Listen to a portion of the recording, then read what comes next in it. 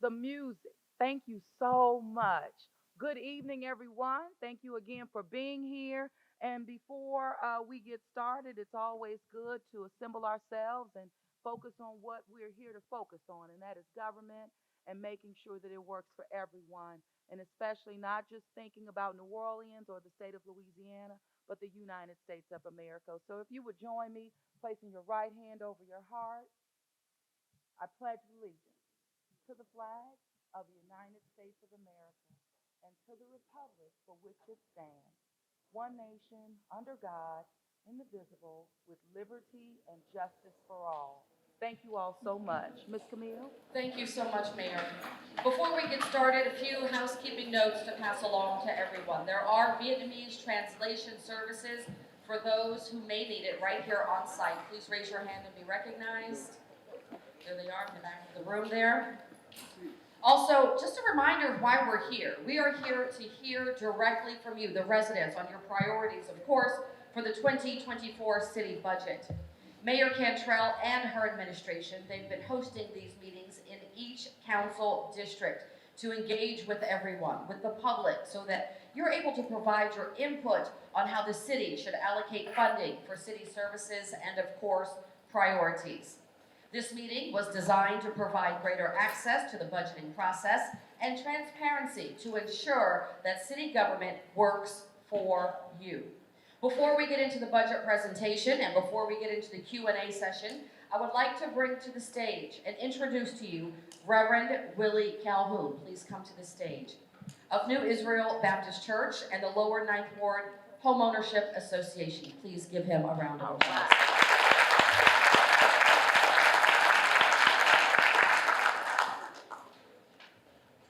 We have a little change because I'm in pastor of Fairview Mission Baptist Church, 1801 Decimal.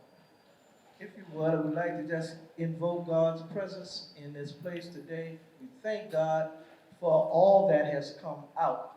At this time, we just ask that if you would bow your heads. Father God, we do say thank you. We praise you, we give you honor, and we give you glory. God, we thank you for what you have brought into our community, bringing us into an understanding of what's best for our neighborhood. We ask, God, that you continue to bless our mayor, bless our councilman, bless all of our elected body. God, we just ask that you just continue to keep us and lead us and guide us in the way you have us to go. In Jesus' name I pray. Amen. Now, the other piece is, Mayor, welcome to the Lower Ninth Ward. I heard you. To the Lower Nine, where Oliver Thomas grew up. It's all right. We thank God for it. Amen. Thank you, Reverend Calhoun. Thank you so much.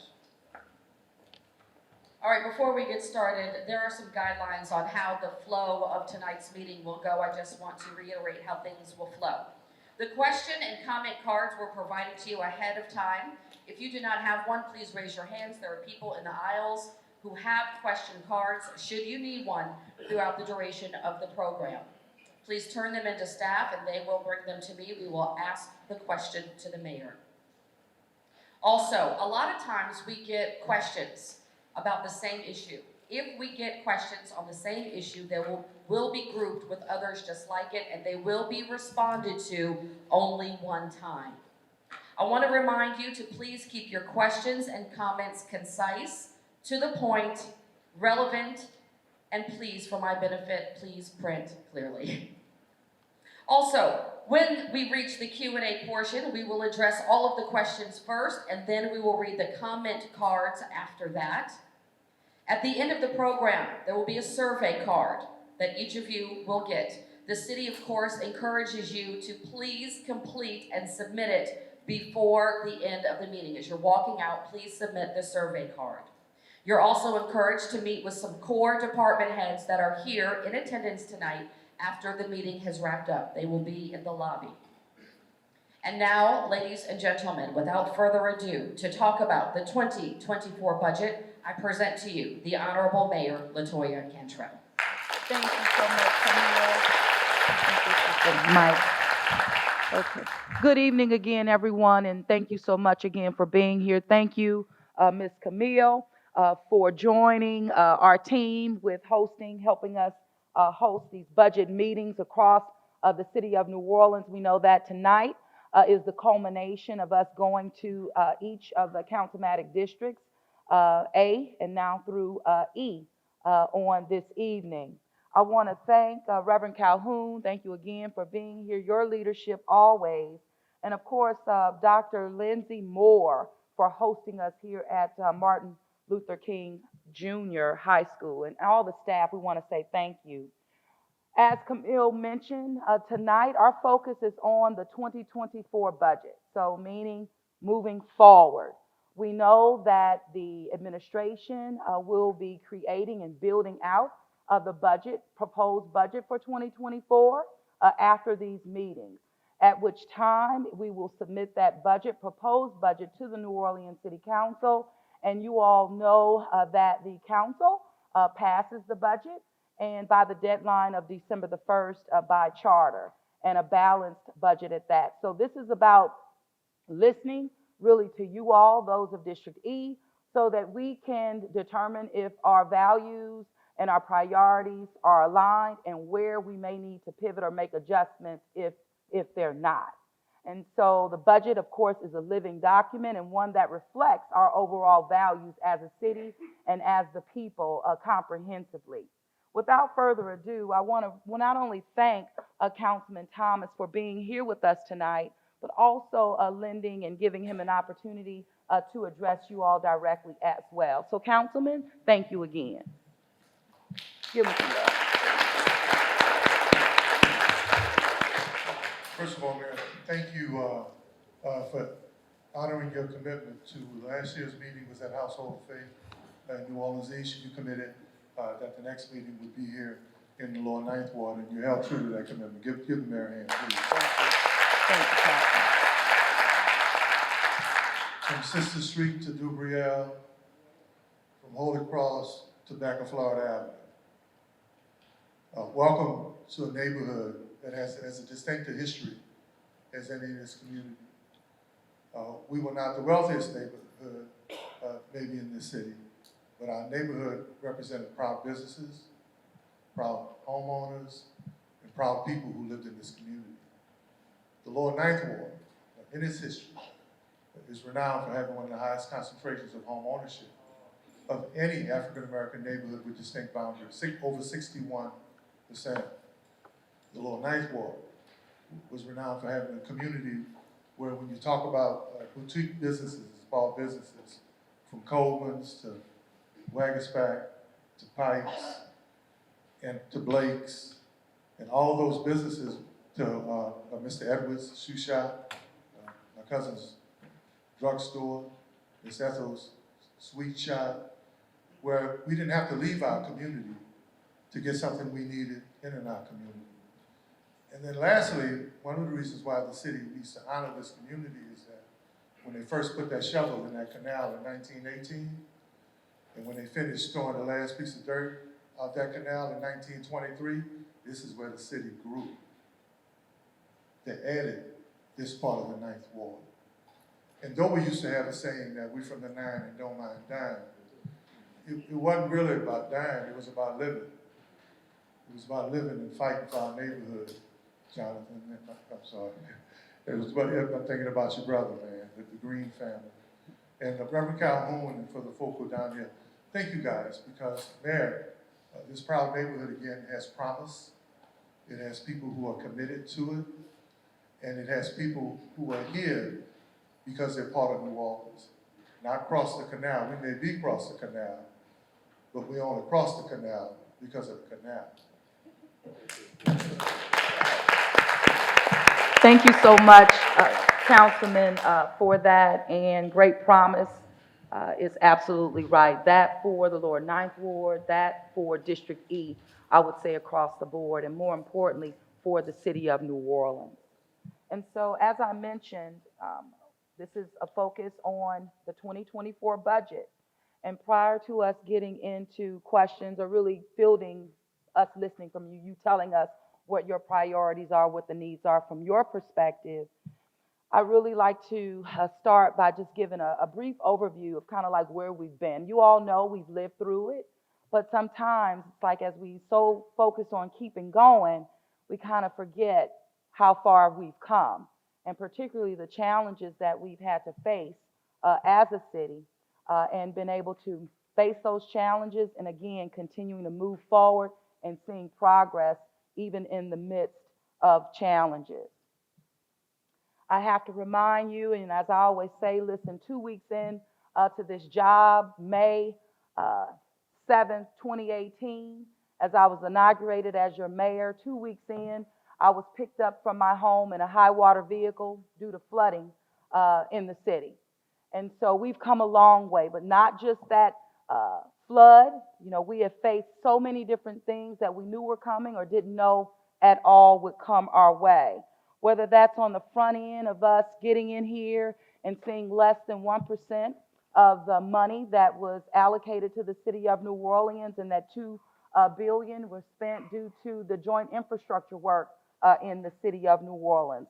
Whether that is radiation that we found uptown right outside of Gertown, the countless threats, I would say, hurricane threats that we faced. Even hit one, got a direct hit from Hurricane Ida that same day as Hurricane Katrina. We saw a cyber attack that came our way. Thank God when we got in here and we saw very quickly what Atlanta was dealing with, and my sister mayor at the time, then the administration moved very quickly, urging the city council to allow us to move forward with purchasing cyber attack insurance. We saw, of course, a hotel collapsed in our downtown, killing 3 of our people. Never forget that, nor the outreach that continues to go to families impacted. We saw several tornadoes hit our city as well directly. We saw, of course, us dealing with and beating back COVID-19 that we had to live with as a community for over 3 years. We saw the fiscal crises that came right along with that. We saw even in that, I talk about when I got in here, it seemed like boil water advisories were happening several times a week. We saw billing issues with the Sewage and Water Board, countless, almost with no end in sight. We saw the impact in terms of 20% cuts across every single city department due to that fiscal crisis. But in the midst of it all and through it all, your city has remained steady. We have remained focused. We have remained fiscally sound and prudent in our practices. And we have remained on the job focused every single day, delivering for the residents of this city overall. And so as we have faced those challenges, I have to say, we have been able to do also some unprecedented things in our city that's paving the future of this city very bright for us all. But to touch just on the economic impact and the impact to our bottom line that we saw in 2020 from COVID-19, we had to immediately adjust ourselves and cut our budget. And we found a deficit of over $100 million that then led us to having to take the necessary cuts, 20% across. We saw in 2021, and even as we got some CARES Act money, we saw the city of New Orleans really not receive our full reimbursement from the state of Louisiana. Resources or really invoices that were submitted to the state, approved by the state, saying that we did everything right as a city, but $70 million we were not fully reimbursed. And because of that, it really gave me the foundation to stand on as your mayor to fight practically single-handedly in this city and state for a direct allocation of the American Rescue Plan dollars that came from the federal government to the city. We wanted to bypass, again, the state because of how we were hit with that $70 million not being reimbursed, again, based on expenditures that we did incur fighting our way through COVID-19, in which your city led, not only in the state, but your city led on a national level as it relates to COVID-19. With that fight for a direct allocation, we saw the first tranche, is what we call it, at $194 million come our way. And from there, we were able to plug in that budget deficits in our budget, as well as look at trends, looking at the data that showed us that the city of New Orleans, in order to come back better and even stronger, that we would have to look outward to 2021, 2022, fully until 2025 to realize where we were, but also be better because of it. We saw even in 2021, we adopted that budget at 633 million, plugging in holes, but again, staying very focused on how we can keep basic city services going, as well as focusing on ways that we can open up and grow our economy. In 22, we found ourselves still recovering from the pandemic, but we also saw the city of New Orleans kind of coming back to life because tourists found themselves wanting to come to New Orleans because of the decisions that we made as a city. And we saw the city bouncing back a little bit faster and a little bit stronger even than we anticipated. However, keeping our eyes focused on the gradual improvement from year to year, from 22, 23, again, looking at 2025. And so we saw again in 2023, moving into 2022, adopting a much higher budget at 652 million. Again, that demonstrated progress in our city and of course in our revenues. In 2023, we adopted a budget of 1.4 billion in terms of general operating as capital. So your city has remained steady and strong even in the midst of the challenges that I rattled off at the top, because it's very important to see and acknowledge progress regardless of how small or how mighty. It's progress, and it's positioned this city very well as we look to 2024 and even into and on to 2025. We have 124 million of ARPA dollars, that second allocation, that we were able to therefore spread through and allocate it towards projects that are aligned with the priorities of this year's budget, but also from listening to residents time and time again. But before I go into areas of investment that we've seen in 2023 that match our values, I wanted to say this. You have in this room leadership from every single city department within city government here tonight. They're here not only to listen to you directly about what your priorities are, but also as we're putting the budget together, what they hear will be folded into that. But I also need you to understand this.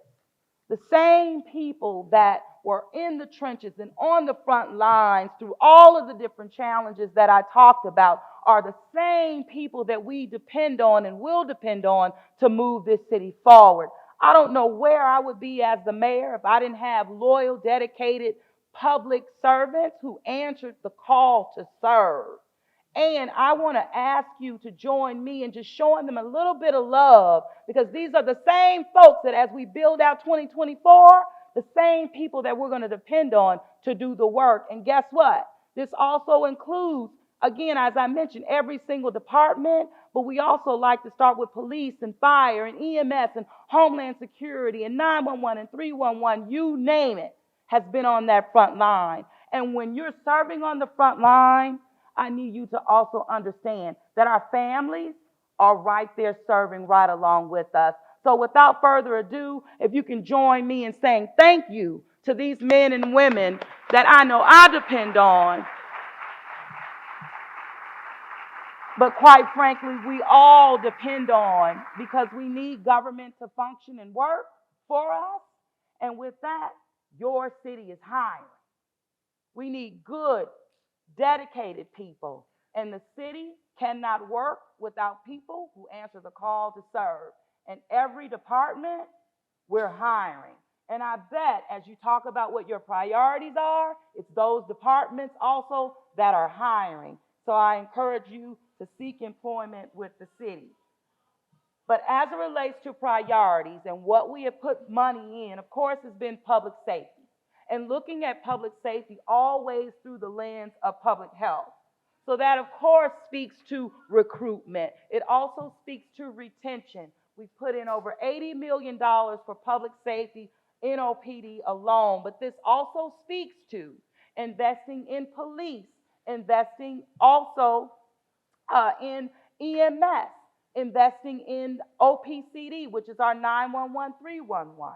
But it also goes further than that.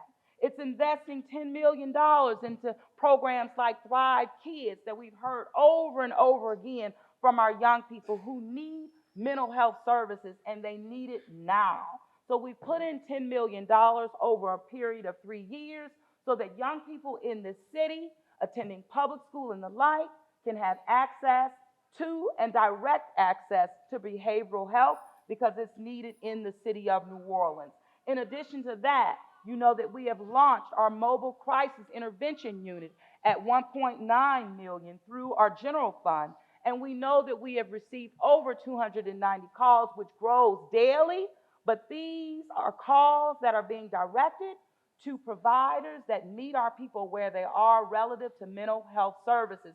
Therefore, immediately freeing that burden off of our hardworking men and women of the New Orleans Police Department.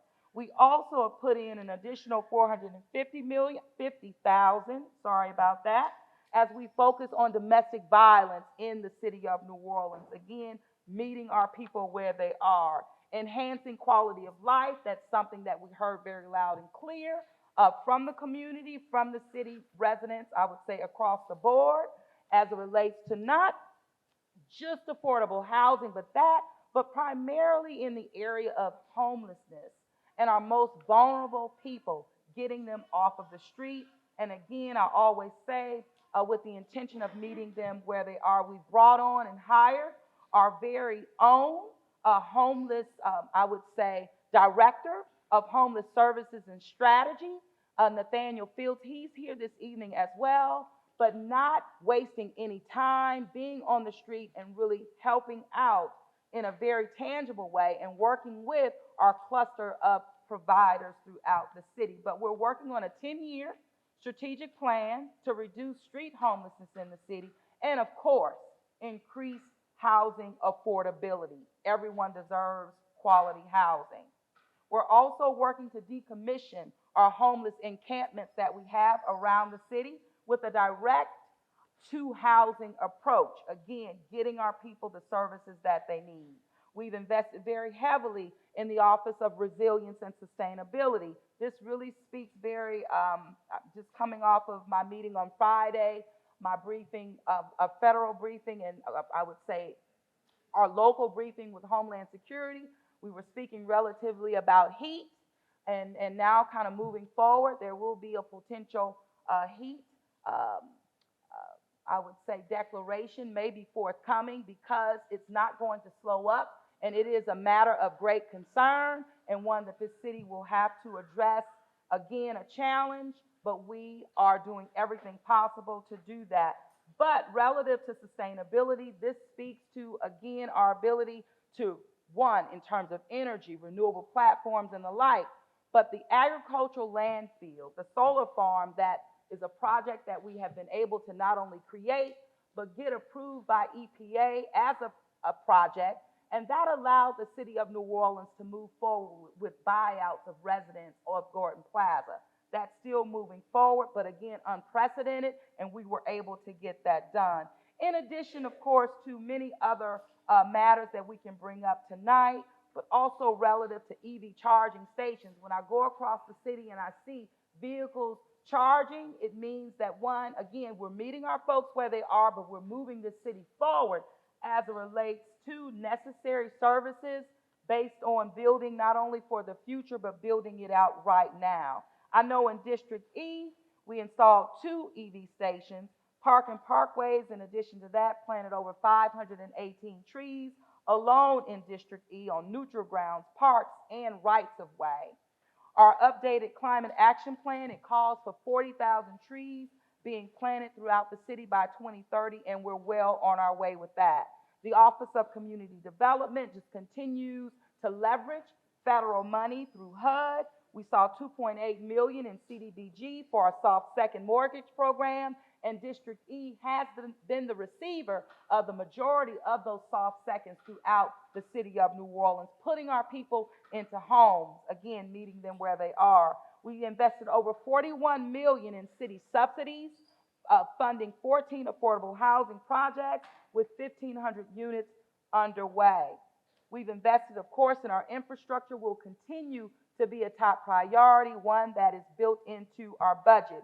In District E alone, we saw 57 road work projects with an estimate of 186 million, 12 road work projects currently under construction right now, estimate 124 million, and 35 projects that are in queue at 137 million. And this is for District E. The goal and really the point is infrastructure will not slow down in the city of New Orleans. We cannot afford for it to slow down in the city of New Orleans.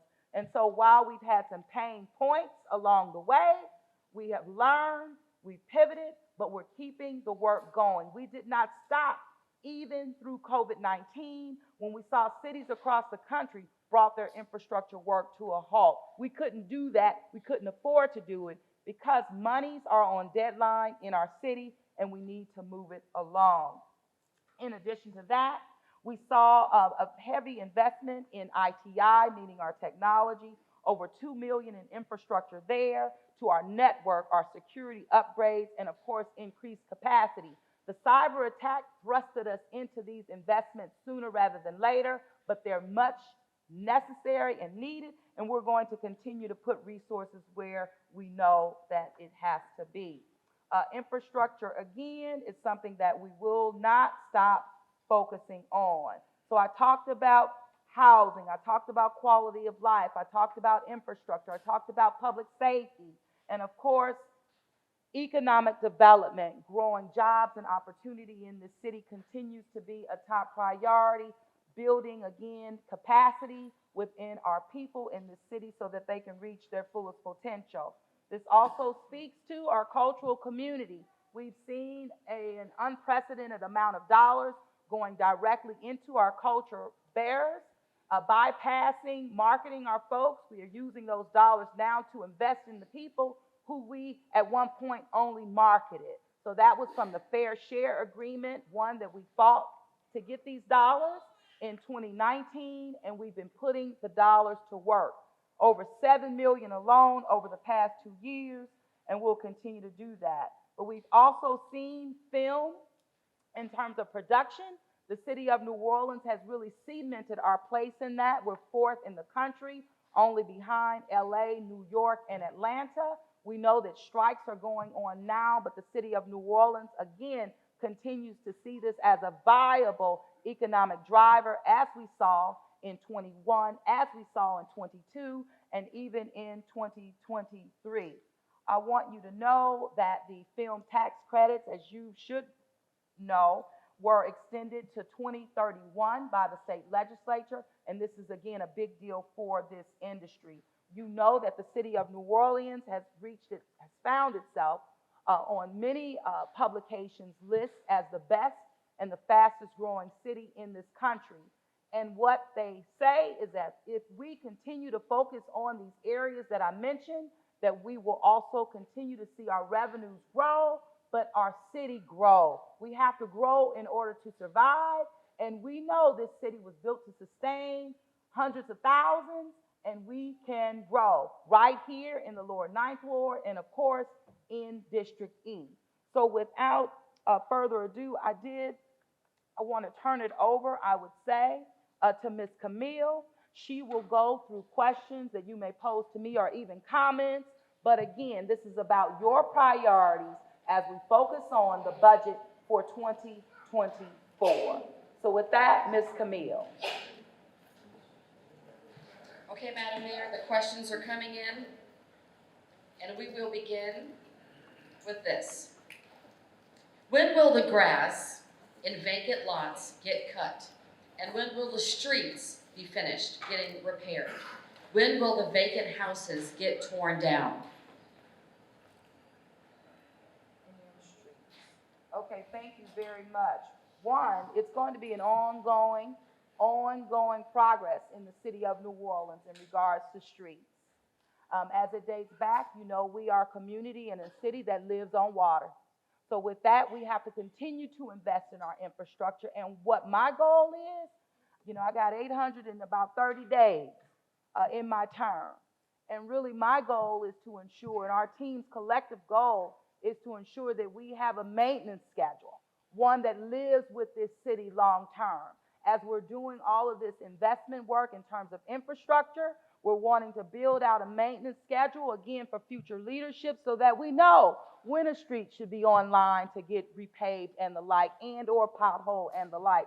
But this will continue to happen in terms of investments in streets. Vacant lots, the same in terms of lot maintenance, that's ongoing, and it happens monthly. I see Tom, who's here, who will talk more about that. Even as it relates to blighted property, we're seeing more and more of the properties being demolished and or repurposed. So these areas of focus were priorities of the public, of you, for 2023, and will remain, it seems, a priority for us moving forward. With that, we invested over $10 million for this budget 2023 as it relates to code enforcement. So again, putting your resources to work. Tom, I'm gonna be quiet, turn it over to you to talk about progress that we're seeing and, of course, what we're seeing moving forward. Thank you, Madam Mayor. I'm Tom Mulligan. I'm the Director of Code Enforcement. And just speaking about the vacant lots and blight, as the Mayor alluded to, last year Code Enforcement got $10 million to fight blight. We have $2 million to work on vacant lots and cut them, and we're going to use it all. If there are particular vacant lots that you're aware of, let me know. I'll be in the lobby after this. Make sure we have them on our radar. I'll take down the address. In terms of, I want to say one other thing about vacant lots in a second. In terms of fighting blight, I mean, just for example, here in the lower ninth, we've demolished buildings, a couple buildings on Tupelo Street, North Villeray, St. Maurice Ave, and today we're bringing down quite a big building on 6,000 block of North Durban. So that $10 million, we're ready to spend that 1st of January, and we're working through it. Same story though, if you know a building that's a nuisance, that's troublesome, and that should come down, make sure we know about it. In terms of vacant lots, we also have really expanded our mow-to-own program. So if you live next to a vacant lot, you might be eligible to take care of it yourself for a year and then gain ownership over it. So if you're in that circumstance, you've got a blighted lot next to you, it's vacant, it's been that way for a while, and you're interested in mowing it for a year, let us know. One way or another, make sure we know about the lot, but we can give you guidance on whether or not it's eligible for mow-to-own and the steps you would go through in order to gain ownership over it. Thank you, Tom. Thank you very much. And as it relates to particular streets, again, if there are specifics relative to streets, we can take that information, give you where we're working, and you can always visit Roadwork NOLA as well. You'll see where the city is doing work. You'll also see projects that are in queue. Now, the reality is this. We do not have all the resources or money that we need to fix all of the streets. But the good news is this.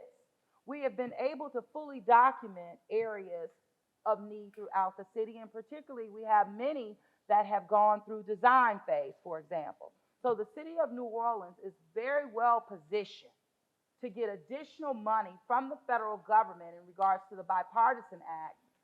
Because one, we're doing more infrastructure work in this city than we're seeing in cities across the country, particularly spending federal money. We're doing it, and we're doing it right. The second is that we have projects that are in queue. Again, shovel-ready projects that we can demonstrate in real time to the federal government that, hey, this city is ready and prone for real action. But this city is also one that the federal government comes to, brings delegations to demonstrate the work that's being done and using it as a model for what can get done and what needs to be done in other cities. So we're well positioned. We're using the resources that I talked about at the front of this meeting about the joint infrastructure money. We're spending that down, and we're making tremendous progress there. We're not turning any money back, but again, we have much more work that needs to be done. Ms. Camille. I'm going to piggyback off that question with this one, Madam Mayor. Can money be allocated to removal of lead pipes and whip lines that are still utilized in the upper, lower, and eastern portions of New Orleans? So as it relates to, first of all, this is one of the priorities, I would say, that we're able to lift up as a city, particularly to the federal government that is focusing on water, wastewater, drinking water, lines, lead, and even PFAS. And so we're well positioned to therefore get additional monies to do the upgrades that are needed. But anything to add on that, Ron?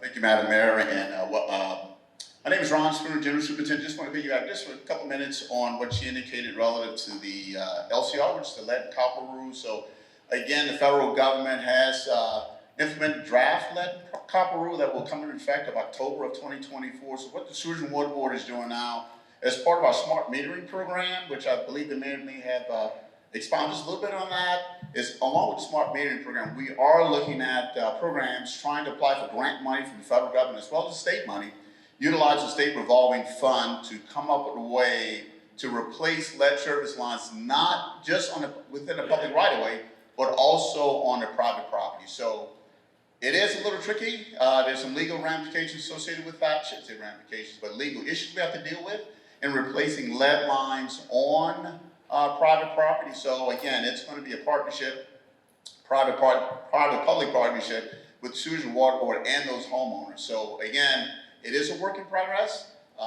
We are looking at avenues and ways to see if we can utilize funding, federal funding as well as state funding, to replace lead copper lines, again, not just in the public right of way, but also on the private side. It's going to be a little tricky, but again, with the partnership and cooperation of the private homeowners, we definitely will see this, we can make that happen.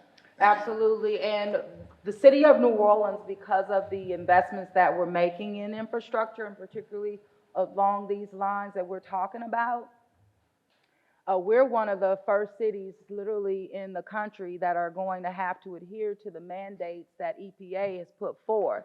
But we're not pushing back on that. I have to say, I have some brother and sister mayors across the country who are pushing back because it is somewhat of an unfunded mandate, if you will.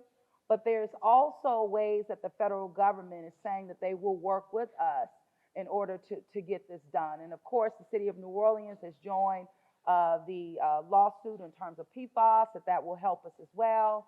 But we are doing investments in this city that many other cities have yet to do. But because we're investing, we are not, unfortunately, we're not Jackson and the like, but we absolutely would have been had we not invested the way that we have over the past 3 to 4 years. Ms. Camille. Okay, next question. What is the long-term plan for Bundy Road, the former Hartwood East condos? This area is in dispute. There's no clear responsible party, and we need the city intervention until this situation is resolved. Can you help? Sure. So the city of New Orleans has been helping relative to Bundy Road and doing some cleanup and really wanting to ensure that dumping and the like doesn't occur in the future. But that's also, working with these property owners and holding them accountable. And that's what we're doing. So Bundy Road is a priority for us. We've demonstrated that. And I'm going to have Tom just kind of share a little bit more relative to that particular site.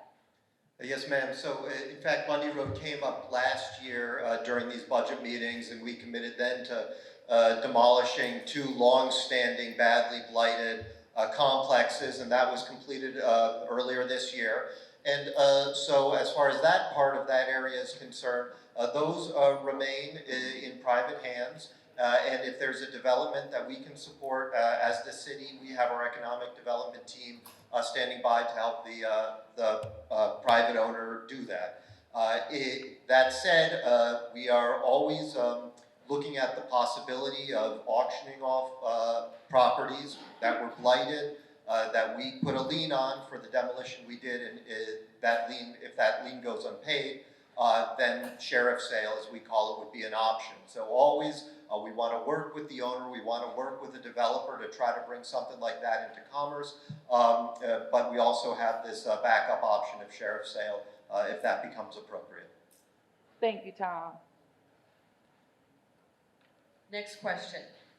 Can the pool at San Bonnet Park be fixed? It's been broken for years, and the children in that neighborhood deserve better.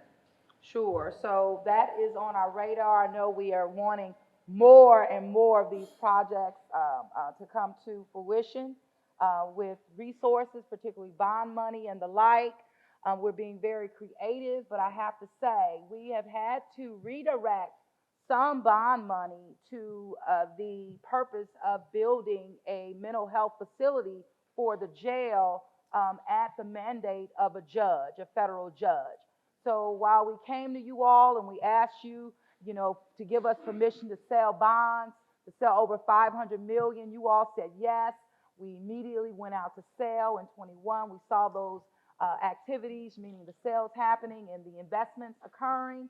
But here at the start of this year and really towards last, we had to redirect some of the bond money to go for this mental health facility that would pretty much serve about 40 people.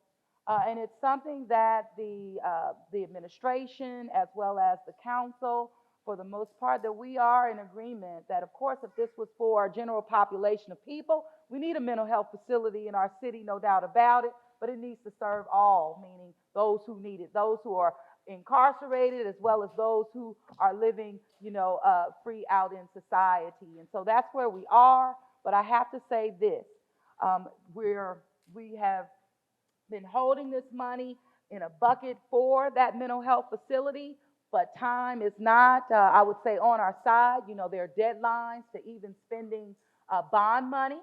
And so we're not going to run afoul with that. I promise you that. And it means that, if we do not spend it in a timely manner or before the deadline, then we would have our IRS compliance issues as well. So that's something that we do not want to see. And so hopefully we'll have more projects coming online as we reallocate this money that was previously reallocated. I saw Larry Barabino Jr., who is our CEO of Nord and oversees this operation on behalf of the city. Go ahead, Larry. So that pool is an old, antiquated pool. It's called a dumping field. Years ago, when the city built the new natatorium down by Sanchez Center, that pool was built to provide year-round aquatic programming for the lower ninth ward area, which didn't exist before that pool came about. And that pool that you're referencing at Sampson was only a seasonal pool that opened 2 to 3 months out of the year. And in its place, they built the new Sanchez Center. Now, the mayor's right. In order to redo that pool would have to totally be rebuilt because it's considered a dumping field, and that means that you put water in the pool, you treat the pool. Once the pool gets dirty, you have to drain the pool, clean the pool, refill it. But today's pools have filtration systems in it, right? So in order for that pool to come back online, definitely it's going to take funding, and it definitely would have to be all the way rebuilt. So I just wanted to make sure you guys knew what would have to take place to get that pool. We couldn't just go and put water in that pool because it's been closed for years because of the new natatorium that sits down in the lower ninth ward. I just wanted to make sure you guys had clarity on that. Thank you very much, Larry. Ms. Camille? When will District E receive smart meters? Okay, so District E, relative to the timeline of smart meters, we'll get that to you. Ron, you have that offhand? Yes, ma'am. Okay. Very good question relative to smart meters. So right now, Decision Water, we're actually rolling out a small pilot program on replacing smart meters. What I would say, our maintenance crews right now in our meter shop, as we are changing out old meters, we're actually putting the smart meters in there. They're not being hooked up at this point in time, but we're actually putting those smart meters in. What's currently happening right now in the smart metering program is that we are actually installing our hardware, our infrastructure. We have one monopole. We actually there's 9 different signal locations we're doing. One is a monopole in Gentilly. The other facilities we use are the existing facilities to put antennas on that. So we have to put the hardware in first, then we come with the smart meters. One of the first implementations doing the smart meters is doing 1.5 inch and 2 inch meters, what we call large meters. We're doing that rollout first. Part of that is the availability of the meters themselves. So up until this December, we're doing up to 500 to 600 across the city. the 1.5 and 2 inch meters, followed by, going into next year, we're gonna start with the residential meters on a smaller scale. So again, the smart meter program is a 3-year program. So it's a 3-year program, and the goal is to implement all of the entire smart meter system. We call it smart meter infrastructure within the 3-year program. But hopefully that answers your question. We're starting off slow. We have a consultant on board as well as contractors on board to actually start installing the smart meters. And the luxury, once the smart meters are installed, it will give all the residents an opportunity where you can log into your account. You can take a look at your water usage every day, whatever adjustments you think you need to make. You can definitely do that and look into an account. And the other thing, it will reduce or minimize the number of estimates. So again, it's just like Entergy put in the smart metering with the gas meters as well as the electric meters. We're a little bit behind, but we're following up with the water meters that they will be ready. I would say over the airwaves, and then it will allow the customers to really track the water usage. Thank you. Thank you, Ron. I know that we're focusing on the pilot that was started in District C, particularly across the river. But what we will do is provide you with, I know it's going to be forward-facing, meaning public-facing in terms of a guide, in terms of where we're starting to do the work first. That will be made available at that particular time. We don't have it right now, but once we do, we'll make it not only available, you should get it also in mail, but also that public-facing in terms of the website and the like. But the smart meters is the total game changer as it relates to bill escalations. So the whole billing issues will literally go away with the smart meters. And that is this city being on the right page. Thank you, Ron. Ms. Camille. By what % lower do you expect to see the homelessness problem in the next 10 years?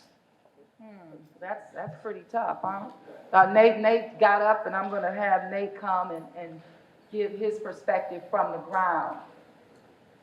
All right, so when you're thinking about homelessness as a whole, you try to put a percentage on year by year, that's a big idea. But what I can give you is what we have been working on with our strategic planning process.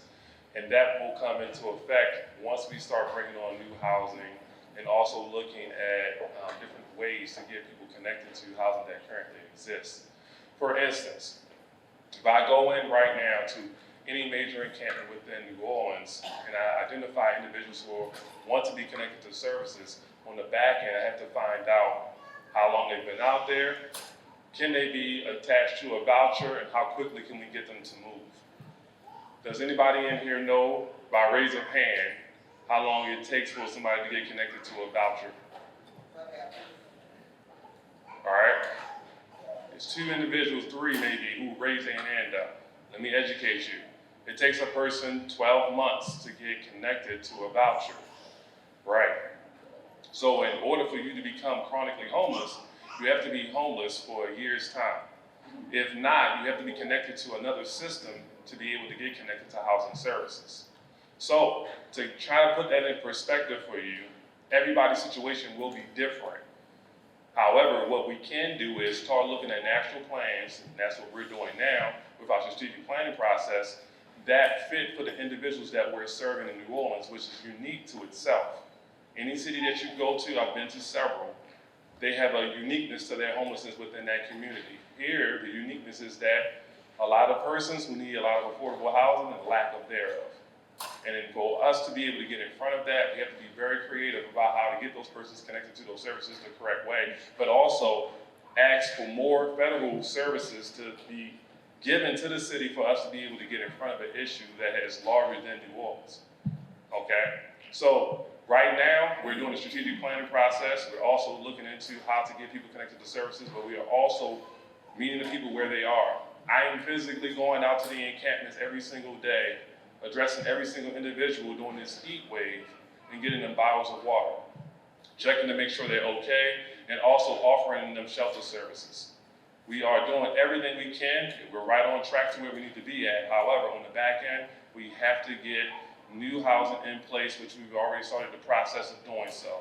We have to also make sure that we are getting everything we need as a city to be able to address the homeless service problems, and we have to also create flow within our shelter systems. When I first got here, It's only been 5, going on 6 months soon. The shelter was at 227.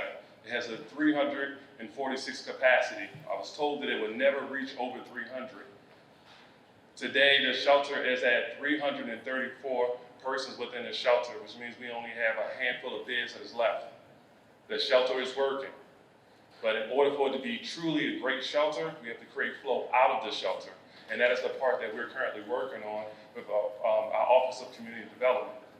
Once that is moving in the right direction, we have that first unit lands, you'll start seeing persons come off the street rapidly. But that doesn't stop us from doing the immediate fix, which is going into the encampments, helping the individuals and finding out the barriers that exist for those persons that we're trying to serve. So, I can't give you a percentage, I can't give you a number, but I can give you realistic expectations. Once we start connecting those persons to the services that they need, you'll start seeing people get connected quickly and moving fast out of the system. And if you haven't drove around the entire city, I want you to start driving around and looking at locations where you used to see homelessness, and you'll figure out that a lot of those places are starting to dry up because we're connecting people to services. Just in the last couple of weeks, 12 people have been connected to housing services, and they're starting to ramp up quickly. Even without having the stuff that we need, people are still getting housed. We are looking at the system as a whole, and we need all of the partnerships of the community. We can always point out what the problems are. How many people are going to be a part of that solution? Thank you. Thank you, Nate.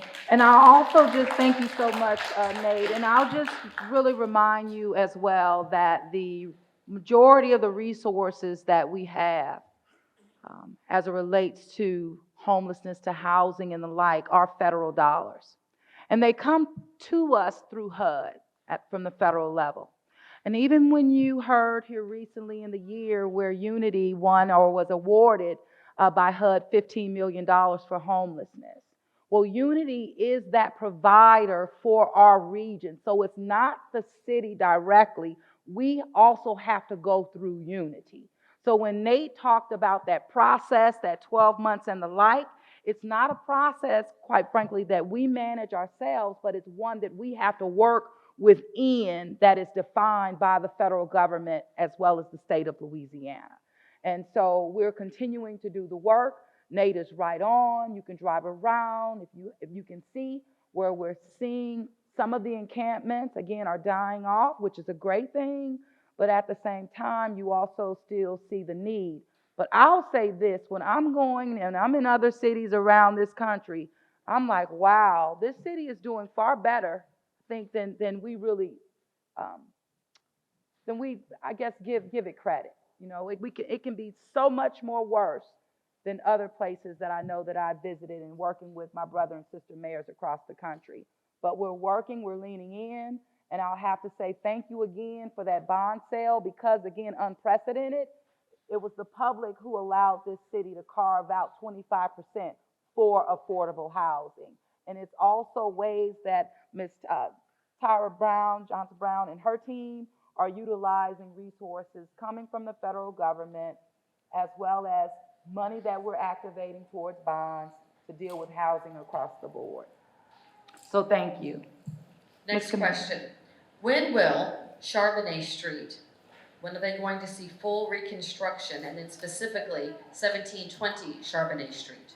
1720 Charbonnet. I'm going to have Sarah speak to infrastructure and particularly give you some updates that she may have. But of course, we'll give you the specific details after the meeting if need be. Miss Sarah. Yeah, good evening, everyone. Sarah McLaughlin-Porteous from Public Works, and I appreciate the opportunity to be here tonight. So building on what the mayor talked about, we have a lot of infrastructure work happening in District E and around the city. The program that we're doing right now is going to impact about 10,000 blocks, but there are 20,000 total in the city. So we do need some additional funding to be able to complete the work. I have some good news about the 1700 block of Charbonnet. It is in the bid and award phase. It's very excited, I know.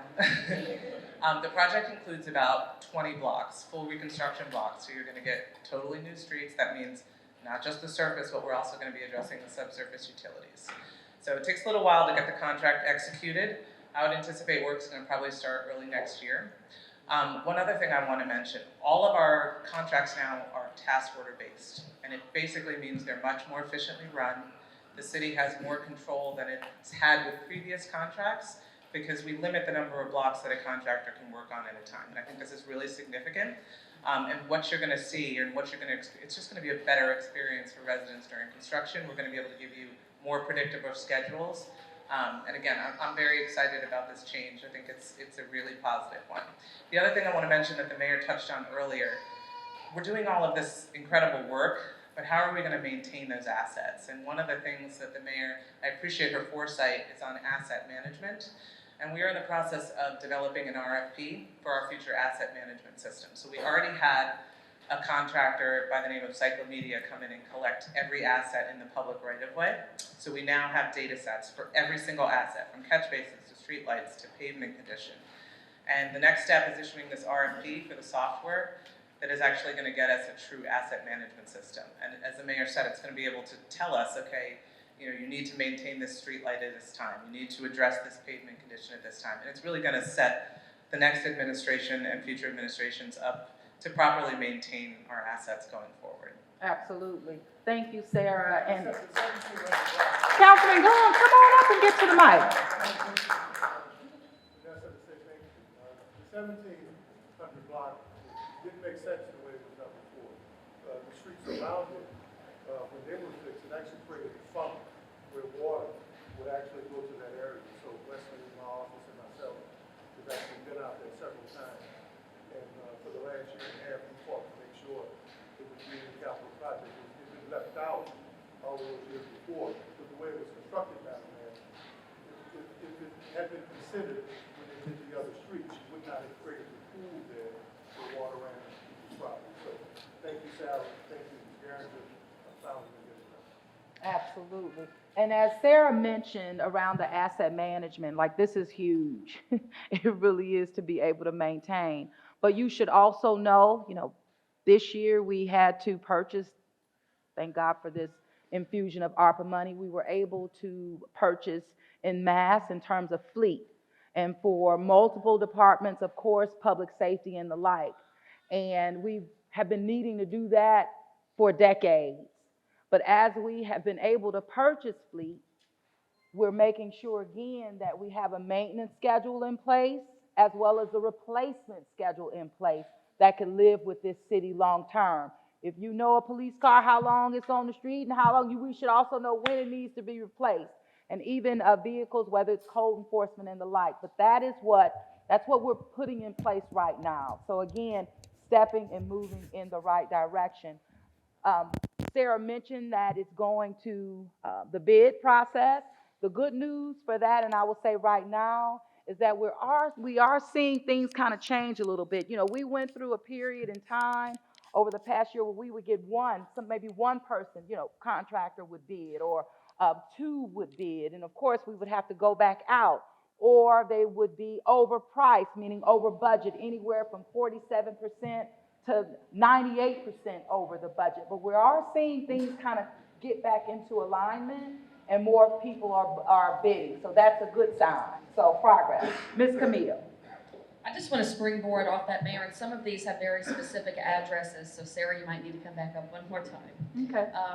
Will road work, NOLA, get money for street work completed on Barrington and Brer Heath Drive and Oak Ridge?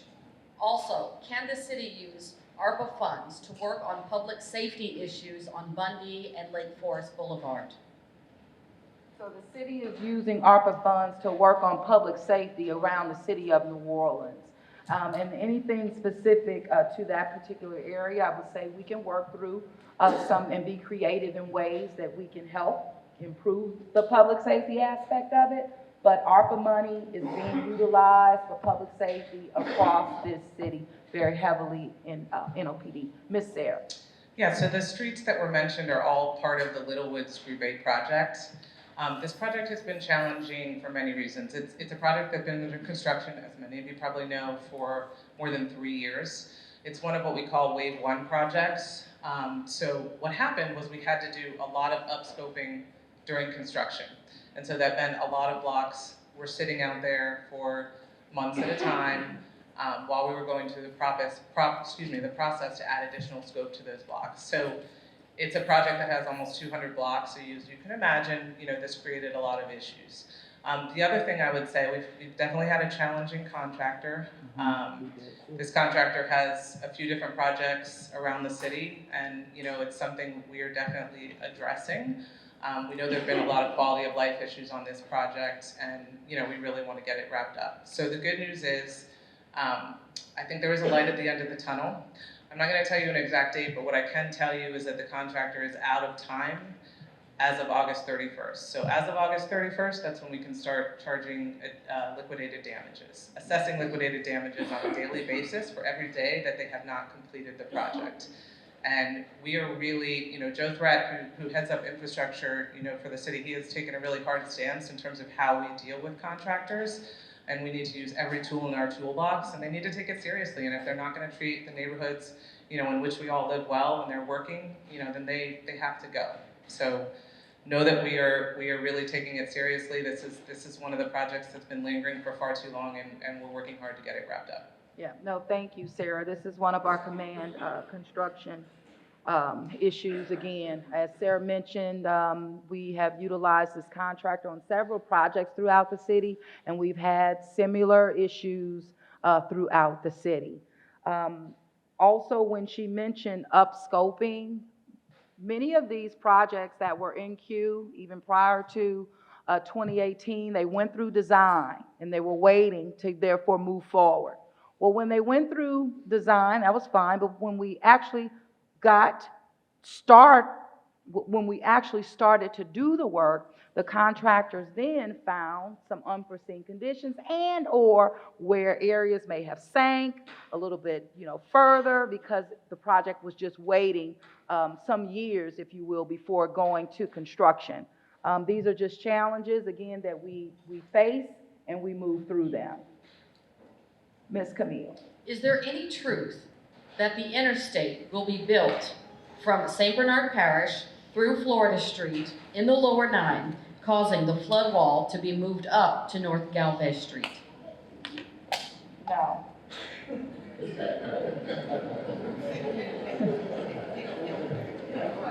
Next question. The Mr. Go, Mississippi River Gulf Outlet. It was the superhighway for Hurricane Katrina. Some people would like to see it filled in. Are there any plans to do so? As it relates to that particular project, I would say that's working in conjunction with the federal government. And so I know, Councilman, we've been talking about that as well in terms of Mr. Go and filling it in, but it's an ongoing, I would say, process at this time, but nothing that I can give you concrete at this time. Is there any money to make pedestrian walkways safer, specifically 8501 Lake Forest Boulevard? 8501 Lake Forest. Okay. Boulevard. Okay, so yes, we do have resources relative to DPW and pedestrianizing areas throughout the city. And so what I will say, we'll take a look at that 8501 Lake Forest and give you a more concrete answer regarding that. Safe measures that we can put in place for pedestrian traffic. Can you use CDBG money for facades and property abatement? Well, CDBG is the most flexible dollar that we receive from HUD, but again, it comes with guidelines and policies associated with that. And my guru, I would say, on CDBG, she's cringing right now, going up there, but it's really to get our people into housing and overall quality of life. Good evening, Tyra Johnson Brown, Director of Housing Policy and Community Development. I'm not quite sure. I would need to look at the regulations a little bit more. If you can talk to me after, I will gladly be able to, look more into exactly what it is that you are trying to do or would like for us to do. Right, and then also just other programs that we may have available, right, to assist or even guide you. So getting more information on that, but also relative to, I'm thinking about the redevelopment authority. There are programs there for facade improvement and the like. but again, wanting to understand if it's commercial, if it's residential, and the like, that would help us out better. Definitely, and that's where I was going, because not only that, we have Nora, see Brenda here, that actually She's here. works with the redevelopment authority, who actually also deals with that. So we do need to know if it's commercial versus residential. Sure, and then that will also tie into economic development dollars that the city may have for facade improvement, but that's again, if that's more on the commercial side.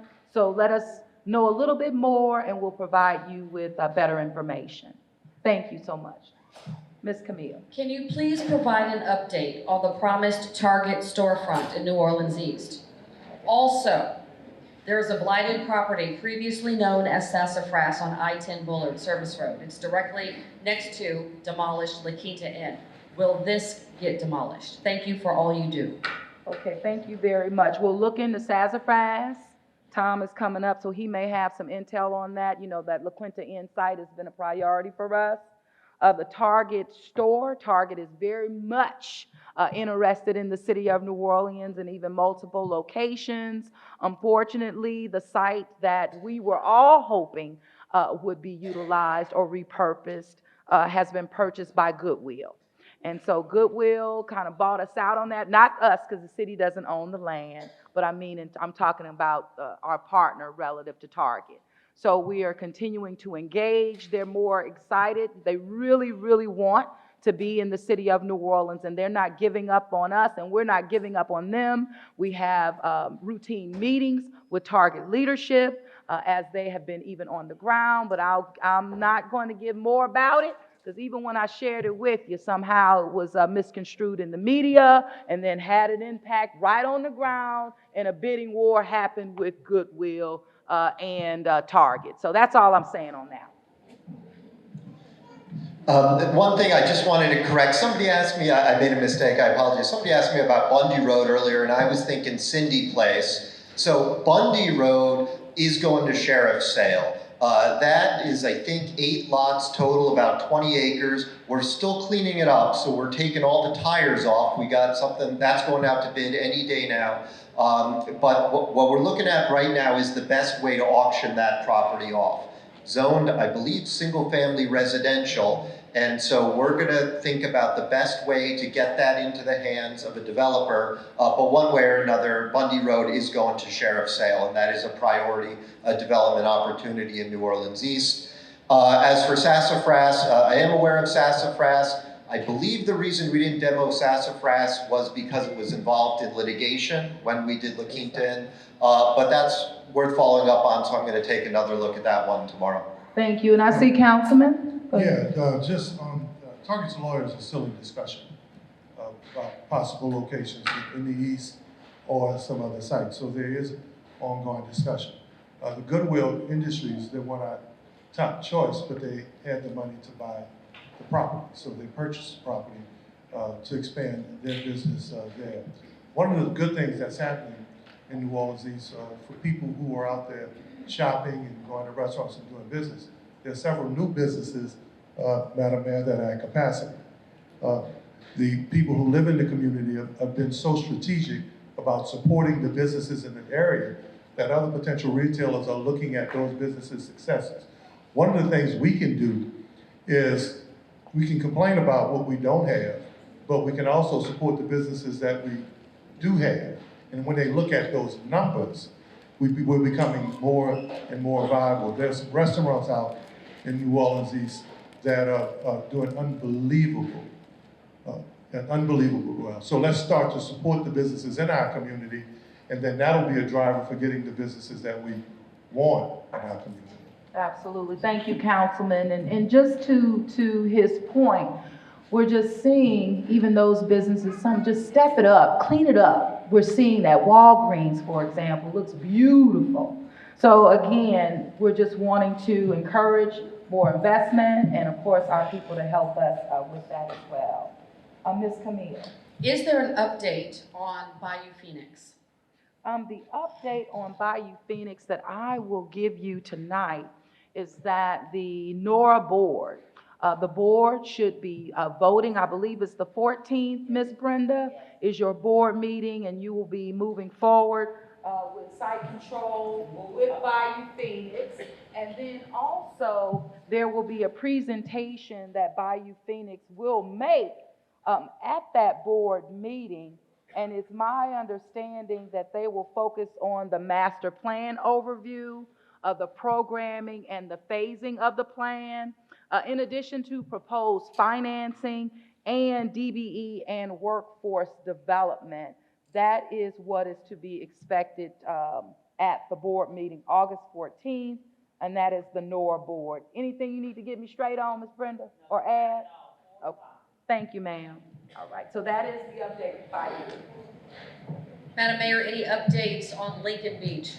Oh, woo, Lincoln Beach. Oh, we're excited. Yes, excited again, unprecedented. In the middle of all the challenges I mentioned at the beginning of the meeting, this is yet just another example how this city hasn't stopped working. And so right now with Lincoln Beach, you know that it's a real project. We're putting over 24 million there. We have a redevelopment framework. It's going out to bid in terms of the redevelopment of Lincoln Beach, a master planning process. And so we're just excited, one, to be the administration that brought this back to life, like really getting this done for the city and, of course, New Orleans East and the business owners, I would say, or property owners around Lincoln Beach. Greg, you want to add? Yeah, hi, how are y'all doing? Greg Nichols, Office of Resilience and Sustainability. We're excited, actually, the developer on Lincoln Beach has sent us some initial schedule, and we're looking to have some construction actually start in Q3 of 2024. And at the same time, the master plan process that the mayor just mentioned will be ongoing as well, and there should be public meetings early next year as well. So those initial construction activities will be around mostly making the site accessible by building a pedestrian bridge over Hayden Boulevard that will allow for more safe access to the site. And then the master planning process will help get community input on what the overall vision for that site is. So we're excited about that. Thank you. And we're working also with DOTD in regards just to the safety in the area, particularly the streets in that area as well, to make it safer. And of course, we do not want folks going over there. We just don't. We saw just some bad actors and also some just unintended actions, I would say, of people there. Ms. Camille? Can the New Orleans children get community centers in every community, like reading centers? Also, can the kids get air conditioning on all of the buses? The New Orleans heat is no joke.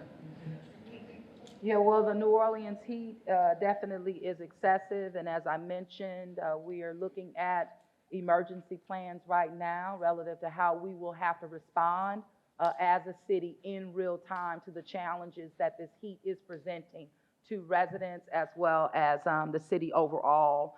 Ms. Howlett, Asia Howlett, who is our director of the Mayor's Office of Youth and Families, will be able to speak to each of it, yeah. But in terms of the buses, I would say, you know, these are contracts, individual contracts that the charter management organizations have directly.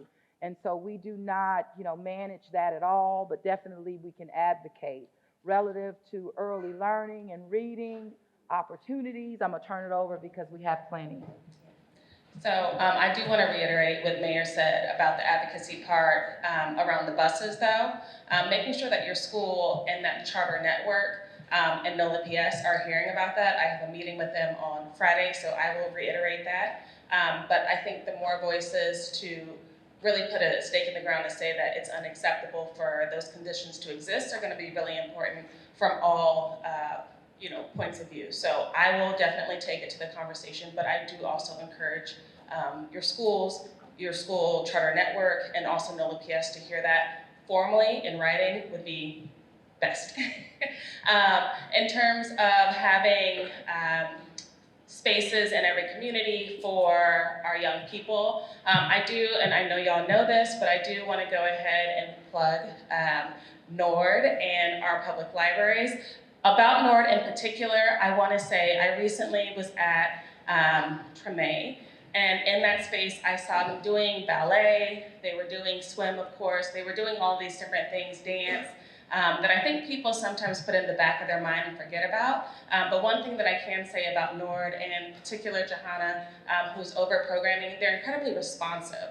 So if there is something that you are looking to see, and again, that advocacy part of letting Larry know, letting Johanna, letting Nord, letting myself know that there is something in particular you want, they are just really open to figuring out what is best for a particular community and then offering that.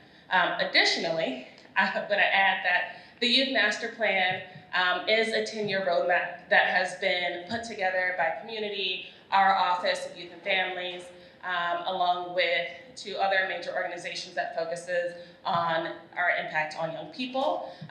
In that plan, over the next 10 years, we are going to be looking at how we can continue our investment in young people, in particular in this next year, so in 2024, we're looking at what the investments look like to encourage and build out more programming beyond Nord and the public libraries, because we know obviously there are a host of things that young people could be invested in, so we want to make sure they have options. And along with options, making sure there are quality options. So this is something that we're really excited for the next year. Yeah, thank you so much, Asia. And I'll just encourage any of our families looking for early learning seats. We were able to, and thank you for passing overwhelmingly a millage that will go towards early learning, as well as facilities. And so that's adding over 2,000 more seats, and that is our way as a city, not only of meeting our young people where they are, but families, and making sure that we are just providing a roadmap so that our young people can reach their fullest potential in our city. I would also add that the city's Family Connects and Universal Home Visits program will be starting this fall in September. And what this is that, we birth in this city about 3,000 babies a year. We know that in this state, we're 47 out of 48 relative to maternity health. We also understand that the city of New Orleans in this state, this is ground zero, meaning the disparity gaps are right here. And so we as a city has put money towards this universal visit program with Family Connects. Within that 1 week, that first week when that mom or family gets home, they will be visited by a registered nurse. And that will be a way for us to get in there, build some trust, make that family healthy, keep them healthy and on a path to just being, and again, reaching their fullest. But this is also our way of getting in there and triaging. If the household needs access to employment opportunities, if the house is substandard and helping in that regard, if there's a kindergarten, if there's a children in there that need an early learning seat. So again, we're looking holistically in terms of how we are meeting the needs of our children, how we're meeting the needs of our families here in the city of New Orleans, which will be a game changer. 20 years from now, we would have totally changed the paradigm shift, meaning in this city relative to early learning, and creating, I would say, a population of people who really can contribute the best that they can. So we're moving in the right direction, and thank you, Asia. You have one more thing? Oh, okay. Actually, it's coming to the east, which is why I'm like, oh my God. So We Play is partnering with the library here in the, well, not here in the east, but in the east. And that's really important. I want to bring that up because it is a hub of like a family resource hub. So yes, you can go and bring your little ones there, but it's also a place if you want to go there and you're like, I'm struggling with housing, I'm struggling with food, whatever it is, if you go to the library, it's going to kick off, I want to say in September. If you go to the library, that will be a space that you can just advocate and they will start connecting. So I just wanted to plug that. No, thank you, Asia. Ms. Camille. I just want to add to that too, Madam Mayor and Asia. We have a comment that says the library does a great job, but it is underutilized by our youth. Maybe we could try pushing it through the schools. Thank you so much for the comment. I think the schools should be front and center on all these things, especially when we talk about even truancy. I'm putting that in there. But yes, schools have a responsibility, and we need to ensure that they're held accountable in that regard. Thank you. Next question. Is there money for storm water projects? There are still too many houses flooding during flooding events. Sure. So stormwater, one good news, and that's why I mentioned 2 weeks in being rescued, picked up in a high water vehicle. We've seen less flooding in this city over the past 5 years, and that's due to the infrastructure work that we are seeing. Yes, relative to infrastructure and stormwater management, flood mitigation, it has to remain a priority for the city of New Orleans. We also partner with organizations by providing seed money to help, whether it's on commercial property as well as residential property, helping those owners retain or hold water on their property. And so that's a way, I think, when we talk about flood mitigation, that we can work together on that. But we will not slow down relative to the green infrastructure and blue infrastructure projects that we have been seeing and getting off the ground in the city, and they are working. Camille? Do we have a plan or money for traffic safety and enforcement, meaning stoplights, streetlights, accidents, traffic violations, etc.? What can we do to improve road safety? Our insurance is also taking a hit for uninsured motorists. Yes, thank you for the question. And I forgot to mention right here in Lower 9, Sankofa, Councilman, getting Sankofa off the ground, that's huge, and that's a wetlands project that will live here in the Lower 9th Ward. Relative to traffic, in terms of traffic enforcement, and that was a loaded one, but in terms of accidents, give it back to me, Camille. Because there's certain aspects of that, but in regards to enforcement, the traffic division within the New Orleans Police Department have been active. I see the chief here will speak to that, and I know that she has created various methods, I would say, to see more patrols out there, and even in partnership with law enforcement partners like LSP and the like. Operation Golden Eagle kind of comes to mind as well. But Chief? Absolutely, with the support of Mayor Cantrell and the City Council, there is a company called OSS that is now helping us with those minor accidents where our traffic unit doesn't have to go out and handle those, but that this supplement to our traffic unit is handling those accidents, which allows our traffic division to go out and do some more traffic enforcement. But we have also partnered with LSP. They're doing enforcement on our state highways. And I saw another question that somebody asked about traffic enforcement for 18-wheelers going down, I think Fats Domino. That question is like one of my pet peeves, the 18-wheelers being parked in neighborhoods, being driven in neighborhoods, where people don't understand who own those. You are ruining the people's foundation, you're ruining the streets on those highways where you're not supposed to, 18-wheelers are not supposed to travel down. So just yesterday, I was bored probably and rode down Bullard, and I saw two of those 18-wheelers parked again at Dwyer and Bullard. So I immediately called Captain Wayne DeLodge, who was pretty much on it, and I said, hey, I sent them the pictures, the license plate, hey, what are we gonna do about these? They're here again. So we are very much aware of those 18-wheelers traveling down our roads where they shouldn't be, in our residential neighborhoods, ruining our properties and our streets. So we are doing some enforcement. We even got with parking control, and they came out and put boots on those vehicles. But we ticketed them, they came out, they put the boots on them, and I haven't seen those 18-wheelers out there, but they have some that have taken their place. So if you know anybody that owns an 18-wheeler, let them know. It's Chief Woodpark's one of her pet peeves.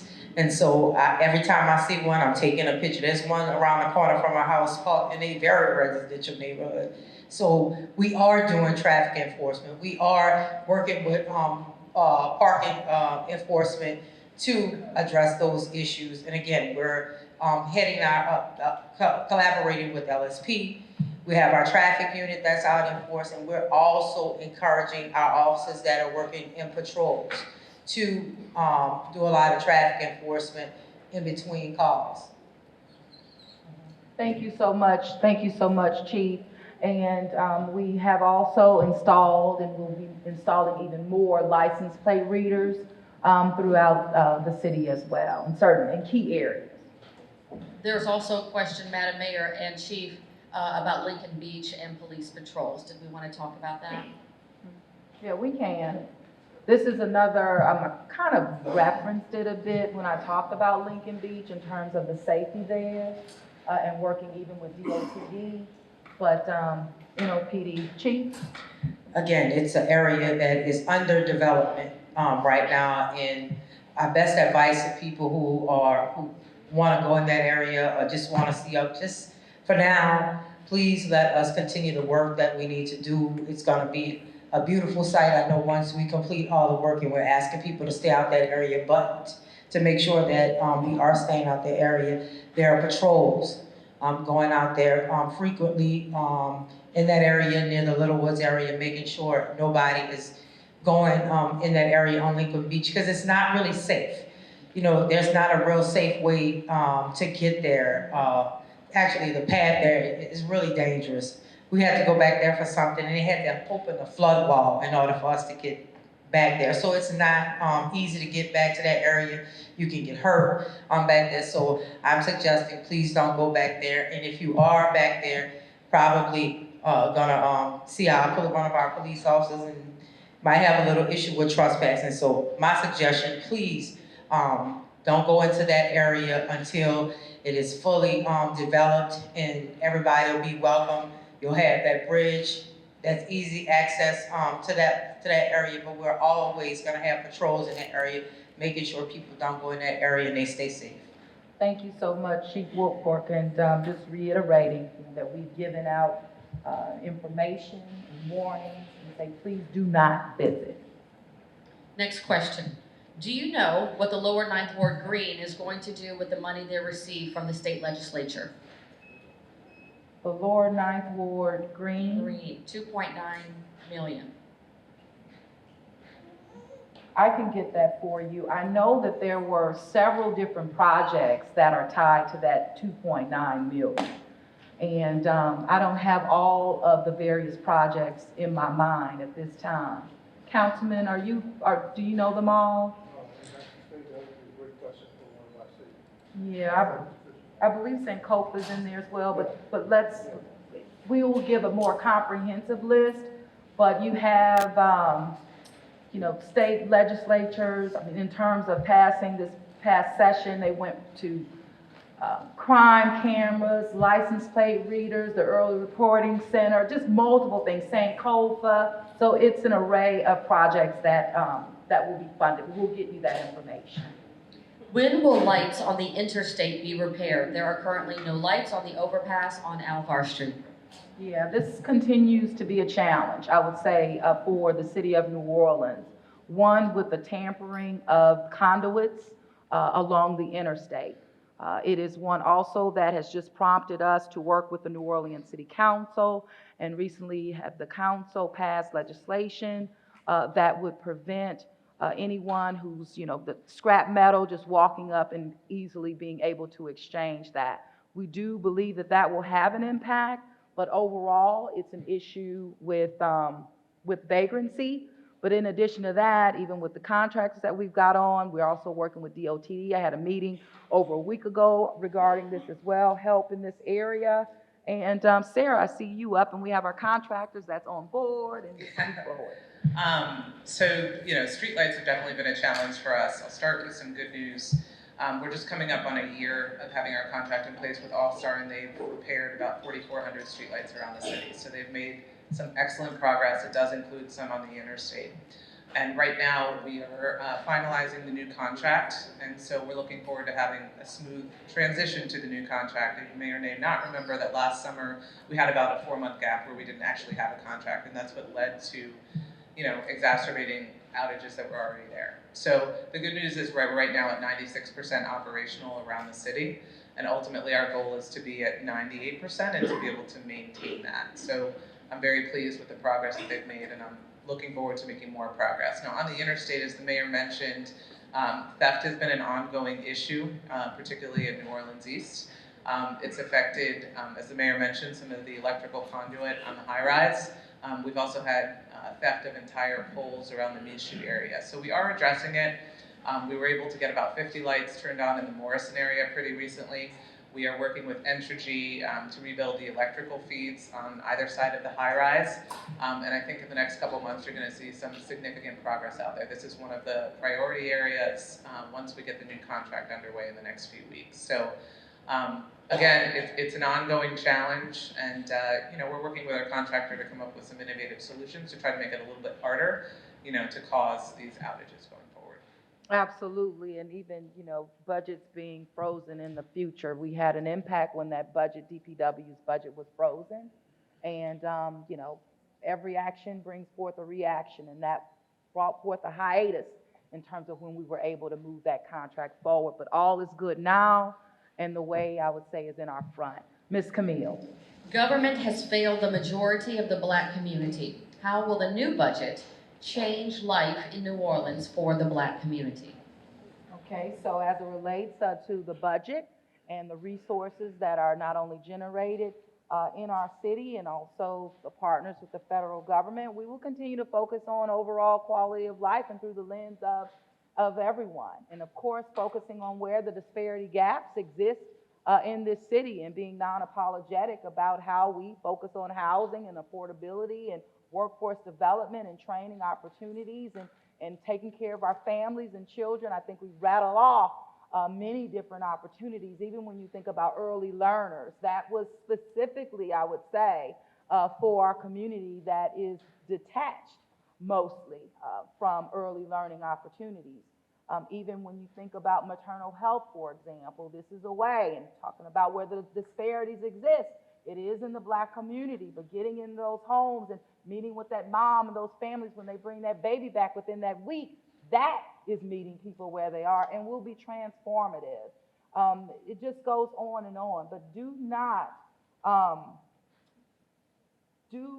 embrace the fact that this city is not investing in the Black community. It is the majority of this city, and we are the most Afrocentric city in the United States of America, and we're wanting to ensure that, you know, we're able to lift everyone up, but through the lens of equity. And we understand that not everyone is in the same place nor position. Ms. Camille. Will the city get or return to twice a week trash pickup? No. Right now, no. The city will not return to twice a week. We have been managing through, I would say, quite well. But also you have to remember that once a week not only reduced a week, but it also added about $12 million of expenses that we have to eat. Matt, I see you here, and Matt Torrey is our Director of Sanitation, who has moved us through the challenges that we have faced. So I'm gonna turn it over to you, Matt. Hey, good evening, everyone. Yeah, just to reiterate and add to what the mayor alluded to, you know, after Hurricane Ida, we moved to once a week trash collection out of necessity. We really didn't have any other choice in order to stabilize trash collections.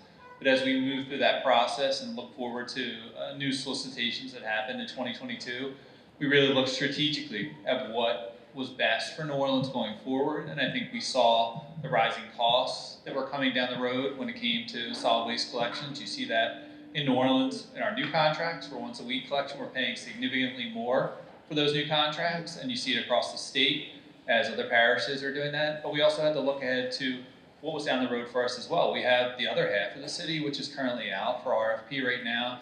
Those RFP responses are due this Friday, actually, so we'll be awarding 2 new contracts for the other half of the city, and we expect to see comparable increases in costs for those contracts as well. So I think we focused on providing value and providing service quality, and we provided for additional equipment, additional resources, higher pay, higher protections in those new contracts, guarantees of full-time employment, no more temporary workers on the backs of our contractor garbage trucks. And I think we've seen a dramatic increase in the quality of service in those new contracts, albeit for once a week collection, additional resources out there on our roads. And I think we look forward to seeing that consistent level of superior service citywide.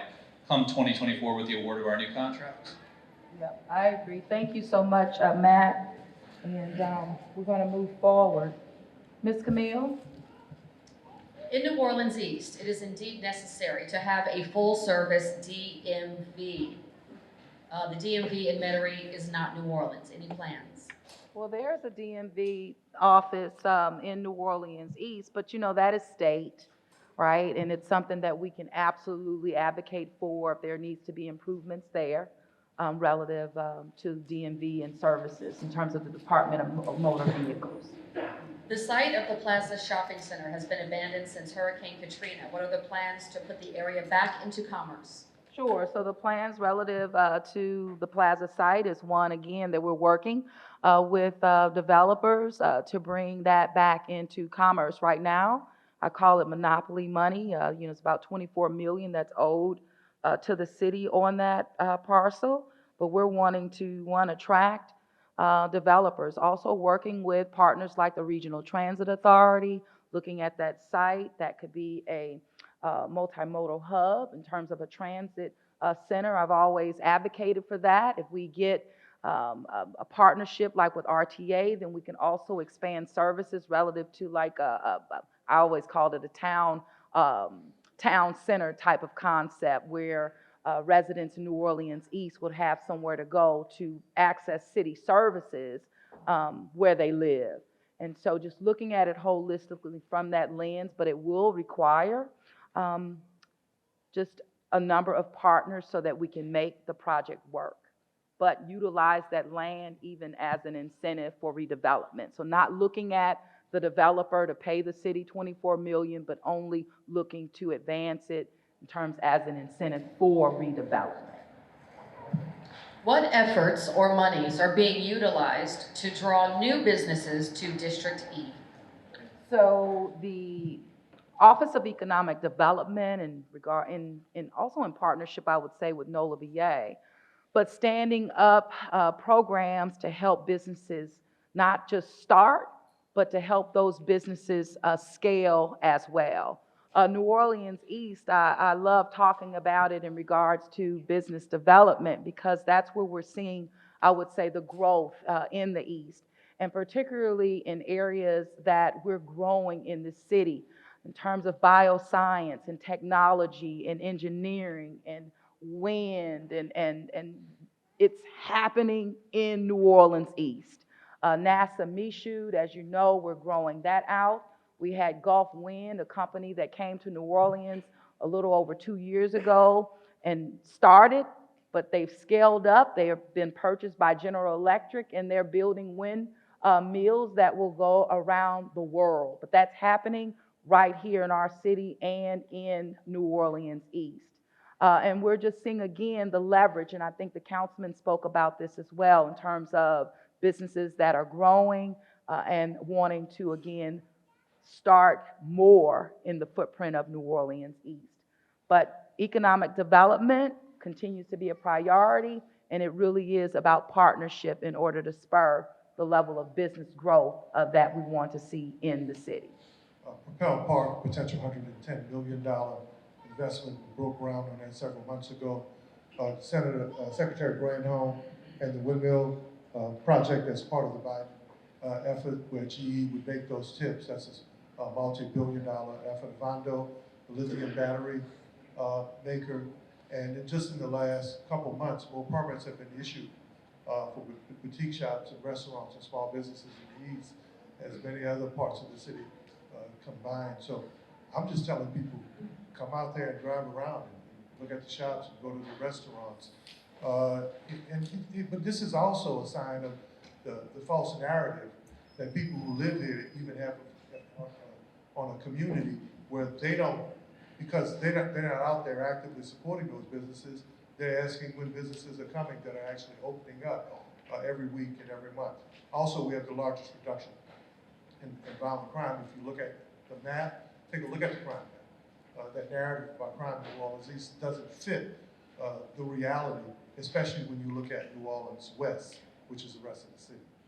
Yeah, absolutely. Thank you, Councilman, for that. And he did mention Advano, and this is a battery processing company that the city of New Orleans is investing in so that it can scale. It started here in the city of New Orleans and now scaling up. They can go anywhere in this world, and they've chosen to stay right here in the city of New Orleans. These are real jobs across the board and jobs of the future, which are jobs right now being created in our city. Very excited about it. Ms. Camille. Money for disparity study. Is there money to fully staff Office of Supplier Diversity? Is there money to fully staff Office of Police Monitor? Okay, so in regards to the supplier and diversity, yes. And the disparity study, as you know, that was funded. We did that in 2018, 2017, 2018. That disparity study was completed. And utilizing that study to therefore influence programs that we create to ensure that people have a fair shake and an opportunity to do business with the city of New Orleans and just be a partner with the city of New Orleans. But we're hiring. We are hiring now. Camille. Any movement on global green housing and repair programs? Absolutely. So Global Green is moving forward, as you know, with the Make It Right that didn't make it right. But now circling back to make it right with over $20 million of an investment going into Lower Ninth Ward. It's still very much work in progress. I would say community engagement is the stage now. So there'll be more coming to the community, more engagement directly with Global Green and their partners that they have brought to the table. I know that Councilman Thomas has been very much supportive, as well as my administration with working with Global Green to get it right, I would say, this time around. All right, Madam Mayor, thank you. At this point, we are going to close out the program with a few comments. Right, but before we do, this is my time and opportunity to acknowledge, but also for you all to hear directly from our Chief Financial Officer for the City of New Orleans, Mr. Norman White. He has been front and center and on the dais, listening to you all directly, has been participating in every budget meeting that we've had. But at this time, I wanted to give Norm, you an opportunity to share with the public. Thank you, Mayor. I guess the important thing is, one, to hear your question, and also have the mayor directly answer it to you without any interference. That's the most important thing. What we're doing, in addition to that, is one, collecting those questions. And there's a survey that's being passed around that hopefully you fill out. Those two documents, if you will, be used in developing the budget. You're setting the priorities of the budget right now. So this is the last event. We'll start building the budget with this in mind. You'll see days ahead, particularly pay attention to the city council meeting.